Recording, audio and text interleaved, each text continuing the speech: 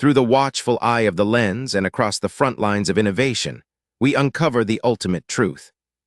Prepare to explore the most significant historical moments that changed the trajectory of mankind. Registration and explain to me how someone like you affords a brand new Escalade. The same way anyone does, Sheriff. I work for a living. Work doing what exactly? Because rides like this don't come from honest work in my experience. Your experience is about to get a lot more expensive, Sheriff. Special Agent Carter, Federal Bureau. Sheriff Paul Horton of the Riverside County Sheriff's Department saw a black woman in her early 30s pull into the Chevron station on Highway 47, just outside Millbrook, Tennessee. And something about the scene didn't sit right with him. The vehicle was a jet black Cadillac Escalade, brand new by the looks of it, with temporary tags still visible in the rear window. Horton had been sheriff for 6 years and a deputy for 12 before that. And in his 18 years of law enforcement, he developed what he called an eye for things that don't add up. A young black woman driving a $70,000 SUV at 11 o'clock on a Tuesday night was one of those things. He pulled his patrol vehicle into the gas station, positioned it behind the Escalade to block any quick exit, and activated his lights. Through his windshield, he watched the woman step out of the driver's seat. She was dressed professionally, dark blazer, white blouse, slacks, like she'd just come from an office. But Horton had made up his mind before she even turned around. What Sheriff Paul Horton didn't know was that Special Agent Mary Major had just finished a 14-hour shift at the FBI's Nashville field office, where she worked in the Violent Crime Division, investigating drug trafficking organizations across 3 states. He didn't know that she'd graduated top of her class from Howard University before earning her law degree from Georgetown. He didn't know that she'd passed the FBI's rigorous background check, physical fitness test, and psychological evaluation. And he certainly didn't know that the Escalade had been purchased with money she'd saved over 4 years of federal employment, combined with a modest inheritance from her grandmother, who'd worked 2 jobs her entire life so her granddaughter could have better opportunities. All Horton saw was a black woman who, in his view, had no business driving a vehicle that expensive. Before we continue, let me know where you are watching from, and if you believe that success shouldn't be treated as suspicious based on someone's skin color, hit that like and subscribe button. It helps the algorithm show stories like Mary's to more people who need to hear them. And subscribe because we're documenting every case where racial profiling met the wrong person and lost everything. Mary Major had stopped at this particular gas station because it was directly on her route home to her apartment in Clarksville, about 30 minutes north of where the FBI field office was located. She'd made this same stop dozens of times over the past year. Same station, same pump when it was available, same routine. Fill up the tank, grab a bottle of water from inside, maybe a bag of pretzels if she was hungry, then continue the drive home. Tonight had been particularly exhausting. She'd spent most of the day coordinating with DEA agents on a joint operation targeting a fentanyl distribution network. The paperwork alone had taken hours, and she'd skipped lunch to finish witness interview summaries that were due by end of business. Her feet hurt from the heels she'd worn to a morning briefing with the assistant director. All she wanted was to get home, take a hot shower, and sleep for 6 hours before doing it all again tomorrow. She just inserted her credit card into the pump when she noticed the flashing lights reflecting off the Escalade's glossy paint. Mary's first thought was that there might be an emergency nearby, maybe an accident further up the highway. But when she turned and saw that the sheriff's vehicle was parked directly behind hers, blocking her in, a familiar feeling settled in her stomach. It was a feeling she'd experienced before, as a college student pulled over for failing to signal when she had signaled, as a law school graduate questioned about why she was in a nice neighborhood when she lived there, as a professional woman followed through a department store by security who assumed she was shoplifting. It was the feeling of being presumed guilty of something she hadn't done, simply because of how she looked. Sheriff Horton stepped out of his vehicle and approached with his hand resting on his service weapon. His body language was aggressive. his expression already set in judgment. Mary recognized the type immediately. She'd arrested men with that same attitude, that same certainty that they were right, regardless of evidence. She kept her hands visible and waited. "Evening," Horton said, though his tone carried no friendliness. "License and registration." Mary kept her voice professional and calm. "Good evening, Sheriff. Can you tell me the reason for the stop?" "I'll ask the questions," Horton replied. "License and registration, now." "I'm happy to provide those documents," Mary said, "but I need to know what violation I've committed." "I wasn't driving. I'm parked at a gas station." Horton's jaw tightened. "That vehicle, how'd you pay for it?" The question landed exactly as it was intended, as an accusation disguised as inquiry. Mary felt anger rise in her chest, but kept it controlled. She'd been trained to remain calm under pressure, to de-escalate situations, to never let emotion override judgment. Those skills weren't just for her job. They were survival skills she'd needed her entire life. "I purchased it legally with my own money," she said. "Now what's the reason for this stop?" "Temporary tags," Horton said, gesturing toward the rear window. "Could be stolen. Could be a rental you're planning to keep. I'm going to need to verify ownership." Mary pulled her wallet from her blazer pocket, narrating her movements clearly. "I'm reaching for my wallet. My registration and insurance are in the glove compartment. I'll need to reach inside the vehicle." "Keep your hands where I can see them," Horton ordered. She retrieved her driver's license and handed it to him, then walked to the Escalade and opened the passenger door. The interior was immaculate: leather seats, the faint scent of the new car air freshener she'd bought last week, her FBI identification badge sitting in the center console cup holder where she'd placed it after leaving the office. She grabbed the registration and insurance from the glove box and walked back to Horton. He examined the documents under the gas station lights, and Mary watched his expression. The registration showed the vehicle belonged to Mary Bethany Mager at an address in Clarksville. The insurance was current and valid. The driver's license matched perfectly. Everything was completely legitimate and in order. This should have been the end of it. "These could be fake," Horton said, looking up from the papers. "Registration can be forged. How do I know you didn't steal this vehicle from the real Mary Mager?" Mary stared at him in disbelief. "You're looking at my photo on my driver's license, Sheriff. You can see it's me." "IDs can be faked too," he said. "I think we need to take this down to the station, get everything verified properly." "On what legal basis?" Mary asked, her voice rising slightly despite her attempts to stay calm. "I've provided valid documentation. You can run the VIN. You can call it in. Everything will confirm that I'm the legal owner of this vehicle." A man pumping gas 3 spaces over had stopped to watch the interaction. Inside the convenience store, 2 customers stood at the window, phones out.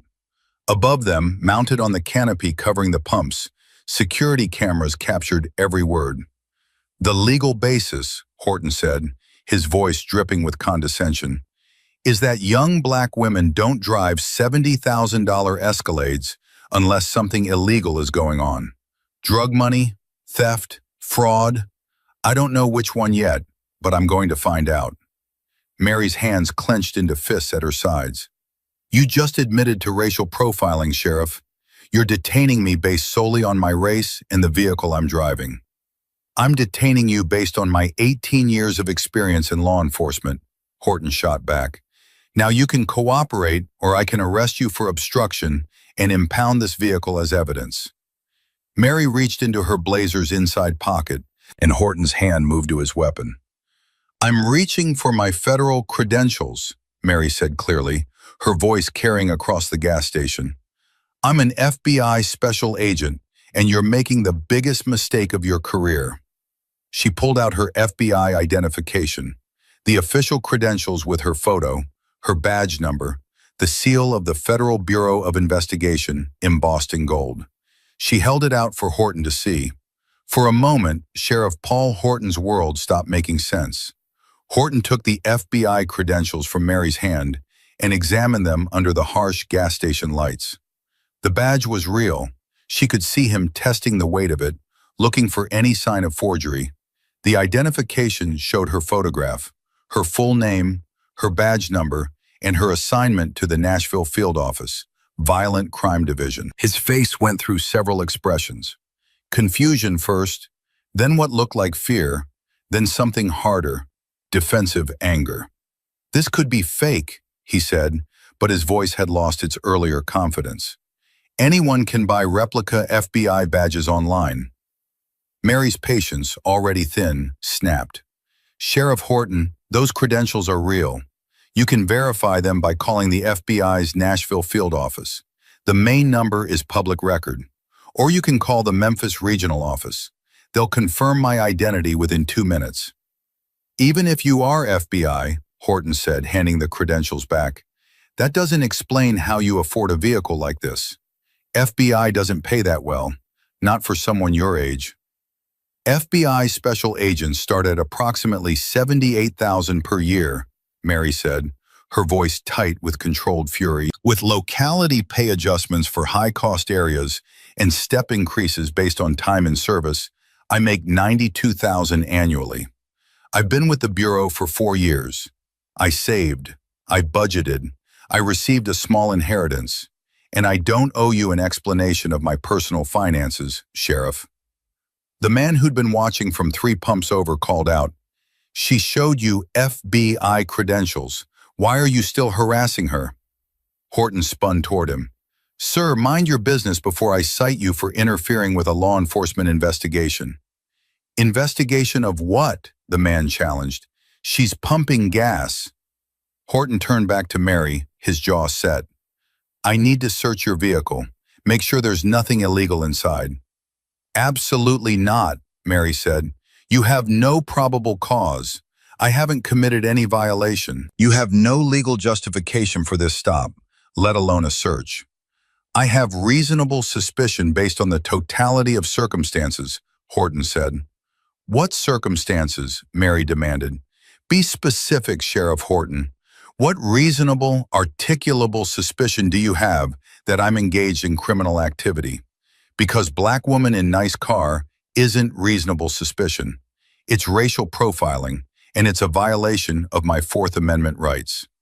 Before Horton could respond, a second patrol vehicle pulled into the gas station. A deputy stepped out, younger, maybe mid-20s, with an expression of confusion as he took in the scene. "Sheriff?" the deputy asked. "Everything okay?" "Fine," Horton said quickly. "Just doing a routine check." Mary turned to the deputy. "Deputy, I'm Special Agent Mary Major with the FBI. Your sheriff pulled me over without cause, accused me of driving a stolen vehicle despite valid documentation, and is now threatening an illegal search.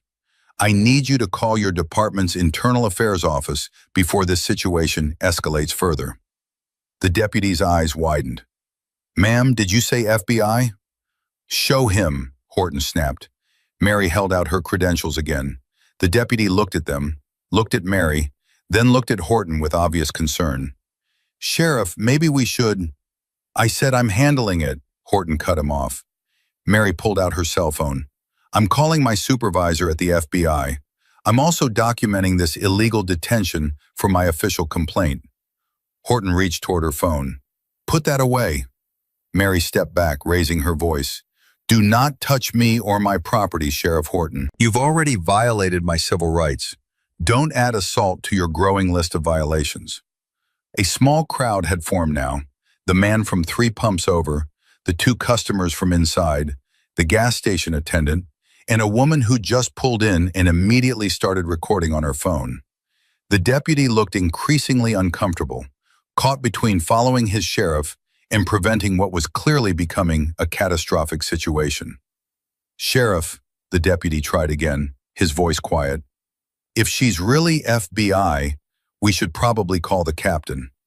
"I don't need the captain," Horton said, but there was desperation creeping into his voice now. He was trapped by his own ego, trapped by his refusal to admit he'd made a terrible mistake based on nothing but racial bias and assumptions. Mary looked directly at him and spoke with the cold precision of someone who'd spent years building federal cases. "Sheriff Horton, you have 2 options. Option 1. You apologize, return my documents, and let me leave. I'll still file a complaint, but it'll be administrative. Option 2. You continue this illegal detention, and I guarantee you that the FBI's Civil Rights Division will investigate this incident. The video evidence will be subpoenaed. Your pattern of behavior will be examined, and you'll face federal civil rights charges in addition to the lawsuit I'll file personally. Those are your only options. The gas station had gone silent, except for the hum of traffic on the nearby highway. The witnesses held their phones steady, recording everything. The security cameras captured every angle. Horton stood there, his hand still near his weapon, his face flushed with anger and embarrassment. And then he made his choice. Not the smart choice, not the legal choice, but the choice his pride demanded. Step away from the vehicle, he ordered. You're under arrest for obstruction of justice. The deputy's face went pale. Sheriff, no. But Horton had already reached for his handcuffs. Mary didn't move. She looked at the deputy. What's your name? Deputy James Walsh, he said quietly. Deputy Walsh, you're a witness to this. When the federal investigation begins, you'll be called to testify. Think very carefully about whether you want to be complicit in what happens next. Before Horton could close the distance, another vehicle pulled into the gas station. This one unmarked, but with municipal plates. A woman in civilian clothes, but carrying herself with unmistakable authority, stepped out. She was in her 50s, with graying hair and sharp eyes that immediately assessed the situation. What's going on here? She asked, her voice carrying weight. Captain Morrison, the deputy said, relief flooding his voice. This is Special Agent Major with the FBI. Sheriff Horton stopped her, and there's been a situation. Captain Linda Morrison walked closer, and Mary saw recognition cross her face. They'd met before, at a multi-agency task force meeting 6 months ago. Morrison had been representing the Riverside County Sheriff's Department in a joint operation with the FBI and Tennessee Bureau of Investigation. Agent Major, Morrison said, her tone professional but concerned. What happened? Mary kept her voice level. Captain Morrison, Sheriff Horton pulled behind my vehicle while I was getting gas, blocked me in, and demanded to know how I could afford my Escalade. When I provided registration, insurance, and my driver's license, all valid, he claimed they were probably fake. When I showed him my FBI credentials, he said those might be fake too. He's detained me for approximately 20 minutes based on the stated belief that young black women don't drive expensive vehicles unless they're involved in criminal activity. He threatened an illegal search without probable cause, and 30 seconds ago, he attempted to arrest me for obstruction. Morrison's expression darkened with every word. She turned to Horton slowly. Sheriff, is this accurate? Horton's face was red. I was investigating suspicious circumstances. What suspicious circumstances? Morrison cut him off. Did you witness a traffic violation? No, but did you receive a report of a stolen Escalade matching this description? No. Did you run the plates before you stopped her? Horton hesitated. No. Did you have any articulable, reasonable suspicion of criminal activity beyond seeing a black woman in an expensive car? The silence stretched out. Morrison turned to Mary. Agent Major, I apologize on behalf of this department. This stop was unlawful. You're free to go. With respect, Captain, Mary said, her voice steady but cold. An apology doesn't address what just happened. Sheriff Horton explicitly stated that he stopped me because, quote, young black women don't drive $70,000 Escalades unless something illegal is going on. That statement was recorded by multiple witnesses. It's on gas station security footage, and it represents exactly the kind of discriminatory policing that I investigate in my capacity as an FBI agent. She paused, letting the words land. I'll be filing a formal complaint with the FBI's Civil Rights Division. I'll be filing a personal lawsuit under 42 U.S.C. Section 1983 for violation of my 4th and 14th Amendment rights. And I'll be requesting a full investigation into Sheriff Horton's pattern of stops to determine if this is an isolated incident or part of a broader practice of racial profiling. Morrison's jaw tightened. She turned to Horton. Badge and weapon. You're suspended pending investigation, effective immediately. Captain, I was just doing my job. Your job doesn't include profiling federal agents, Morrison said sharply, or anyone else. Badge now. This is why we share these stories, because accountability only happens when people are watching. If you believe that federal agents and everyday citizens deserve to be treated with dignity, regardless of their race, subscribe. We're building a community that refuses to let these incidents disappear. Your subscription tells the algorithm that these stories matter. Mary collected her documents from Morrison, her hands steady despite the adrenaline still coursing through her system. She looked at Horton one final time. I've spent 4 years investigating civil rights violations, Sheriff. I know exactly how to build a federal case, and you just handed me everything I need. She got into her Escalade, started the engine, and drove away from the Chevron station, leaving Horton standing there with his badge in Captain Morrison's hand and his career hanging by a thread.